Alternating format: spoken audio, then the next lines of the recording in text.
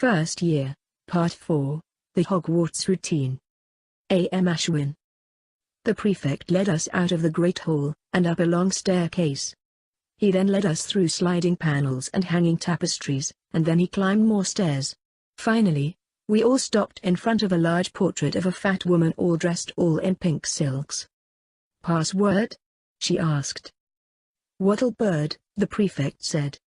The portrait of the fat lady swung open to reveal a round hole in the wall. We all scrambled through it. I was the last, as I had a little difficulty getting through it. Inside was the Gryffindor common room.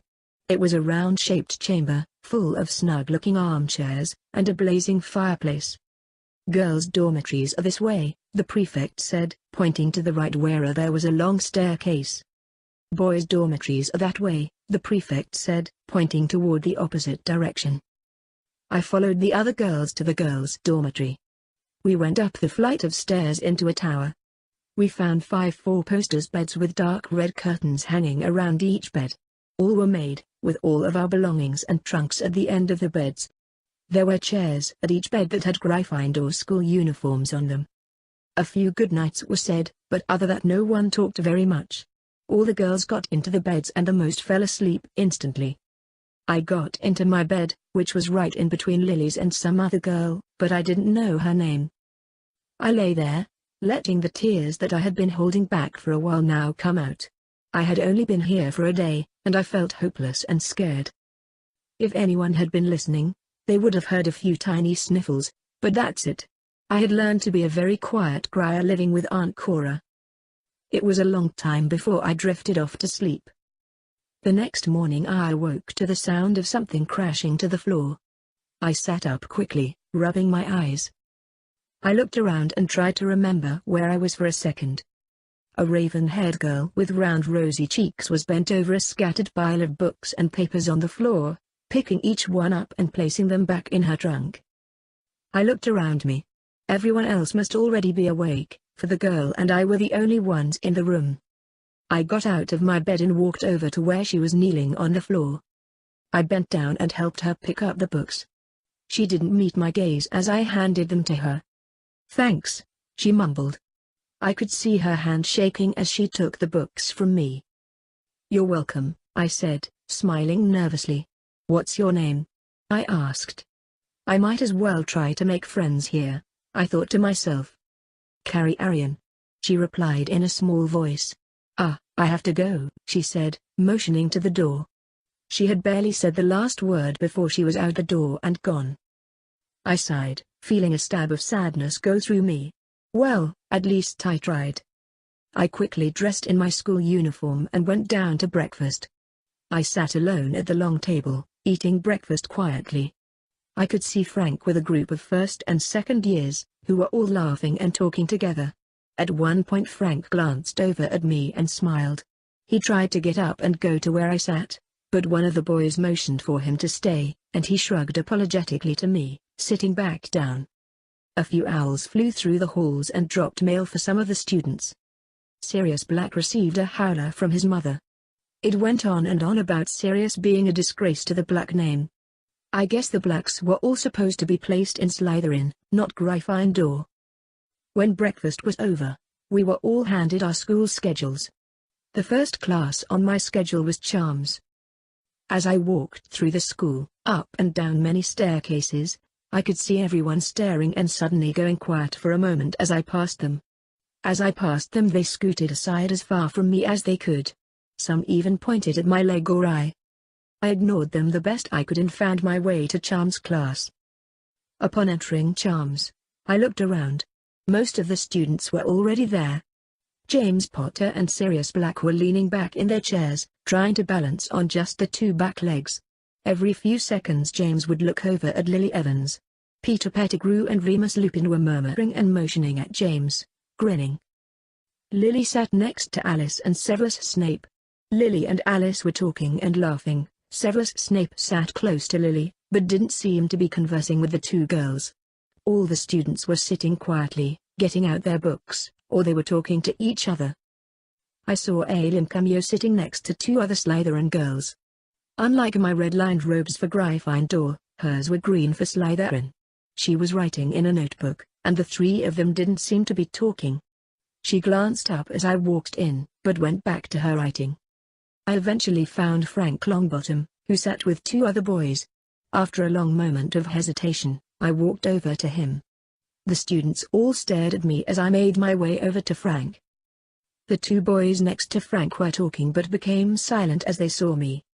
"Hi, Frank," I said, smiling. "Can I sit here?" I asked, pointing to the chair next to him. I tried to ignore the two other boys looking at me from head to toe, their gazes lingering on my leg and eye. Both the boys had clouds surrounding them, but I ignored them. Frank looked up and smiled. "Sure," he said. I sat down, fiddling with my hands. After a moment Frank spoke. "So, are you excited about the first day at Hogwarts?" he asked me. "Well, the first day of classes, that is," he added. "Oh, yes," I said, looking up from my lap. "I'm nervous, but I'm excited." "This is Jack," Frank said, pointing to a brown-haired boy he had been talking with moments before. The boy eyed me, his features set in a scowl, his eyes only focused on my left eye. "The red one." "And this is Corey," Frank continued awkwardly, pointing to the other boy, who had white blonde hair. Corey at least forced a smile, but it ended up looking like a grimace. "This is Alexa," he said to the two boys. They both mumbled hellos, and I smiled warmly at them, even though I felt like hiding my face with the curtain of my long hair. They both seemed greatly surprised when I smiled, as if they thought just because I had a missing leg and different-colored eyes I was incapable of human emotion and gestures. Then saying they had to say hi to someone, they both left to sit with someone else. "Sorry," I said. "Huh? Sorry about what?" Frank asked, a little perplexed. "I didn't think they would leave like that if I came over," I explained. Frank looked a bit confused at first, but then he seemed to understand. "Oh," was all he said for a moment. "That isn't your fault," he stated. "Just give them time. You'll see, things will get better." I smiled at him in thanks, but I wasn't so sure about that. The professor, a very small man with a brown moustache that curled at the ends, and hair that was beginning to whiten, walked in at that moment, and everyone quieted down. From a few seats over from where I was sitting, James Potter had tumbled down from his chair that he had been trying to balance on. Sirius let out a barking laugh. Professor Phileas Flitwick was the kindest teacher at Hogwarts, in my opinion anyway. He was part goblin and didn't look at me strangely. We were taught precise wand movements and proper pronunciation of spells. We were taught a levitation charm the first day in this class. I was happy at first when I was the first to make the feather float in the air. But when Professor Phileas congratulated me on this achievement, all the students turned to look at me. Some wore scared expressions, some disgusted, and some surprises. None wore pleasant expressions, and I looked down, ashamed. Frank patted me on the back encouragingly. "Nice work, Alexa," he whispered, smiling at me. I looked up and smiled gratefully back at him. After charms class, Frank went back with those two boys he'd been with earlier, and I was left alone to navigate my way through the castle. In a few of the classes, like History of Magic and Transfiguration, I was able to sit right with Frank.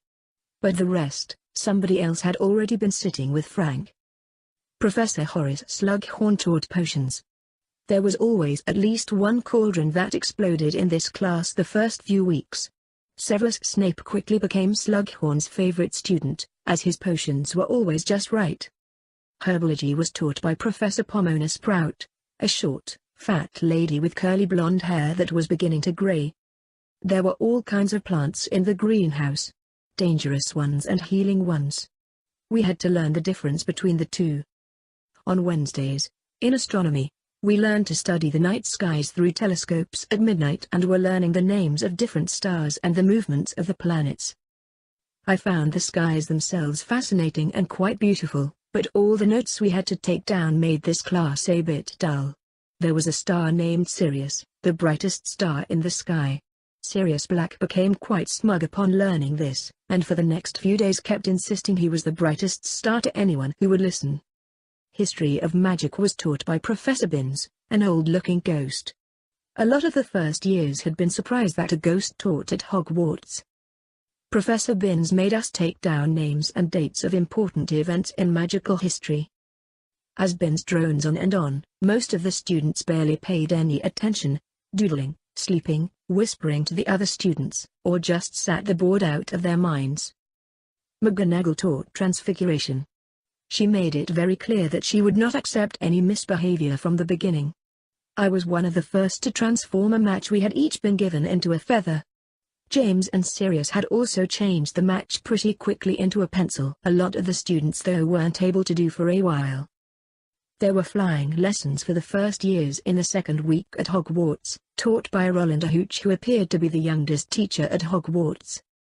She had short, spiky dirty blonde hair, and her eyes were a yellow color, like a cat's eyes. James and Sirius took an instant liking to flying lessons. Defense the Dark Arts was taught by Professor Kingery, a tall, skinny man, with hollow cheeks and a long pointy nose. His skin had a great hint, and most of the students were frightened by him. In this class, I sat next to Aileen Cameo. I quickly came to realize that it was quite hard navigating Hogwarts on my own. There was what seemed like hundreds of staircases that moved a lot. There were all different kinds of doors. Some wouldn't open until tickled them enough to make them laugh, or until I asked them nicely. Doors that weren't doors at all, but walls that just looked to be doors. It was tough to remember where anything was because everything seemed to be moving around constantly. The people in the portraits that hung everywhere in Hogwarts kept going to visit each other, and that only confused me as to where I was. The ghosts at Hogwarts liked to fly out of nowhere, startling the daylights out of me. After a while, I got used to the ghosts and was no longer scared of them though. A ghost named Nearly Headless Nick was always happy to point me in the right direction when he happened to see me struggling. Then there was a ghost called Peeves the Poltergeist. If I were late for class, which I was frequently due to not knowing my way around Hogwarts and getting lost often, Peeves would fly over me and drop waste paper baskets on me as I was hurrying to class, pull rugs from under my feet, and throw chalk at me. One time he even snuck up behind me, grabbed my wooden leg and yelled, "Break a leg." He was positively horrible. But I was consoled by the fact that it wasn't only me he did these things to. He delighted in annoying the whole school of students. There was the caretaker, Argus Filch, who owned a small grey kitten called Mrs. Norris. Unlike most kittens though, she was not cute at all. She was scrawny, with bulging bloodshot eyes, her fur did not look soft, it looked bristly, and there wasn't much of it. If the kitten saw any student break any single rule, she'd run off for Filch, who would appear a few seconds later, all out of breath pointing an accusing finger at the student. The kitten liked to follow James, Sirius, Peter, and Remus around, who had all made a reputation for themselves as trouble-making pranksters who enjoyed breaking the rules and creating all kinds of mischief. Filch seemed to know the secret passageways of Hogwarts very well, for he was able to pop out of nowhere as if he was a ghost himself. Most of the students hated him, and it was clear that everyone also disliked the small kitten, and a lot of them were actually afraid of the cat. I didn't like the kitten either at first, but I felt sorry for it. We were kind of in the same boat, so to speak. I tried to befriend it, but it didn't seem to want me to be its friend. Just like most of the students here, I reflected sadly to myself. Filch and Peeves didn't seem to like each other very much, as Filch was regularly complaining and insulting Peeves, and Peeves delighted in angering the Filch and his kitten. In my free time, I mostly studied in the library, away from everyone else. I was pleasantly surprised one day when Aileen came to the table I sat at and sat down next to me. She didn't say anything, and we studied in silence at first.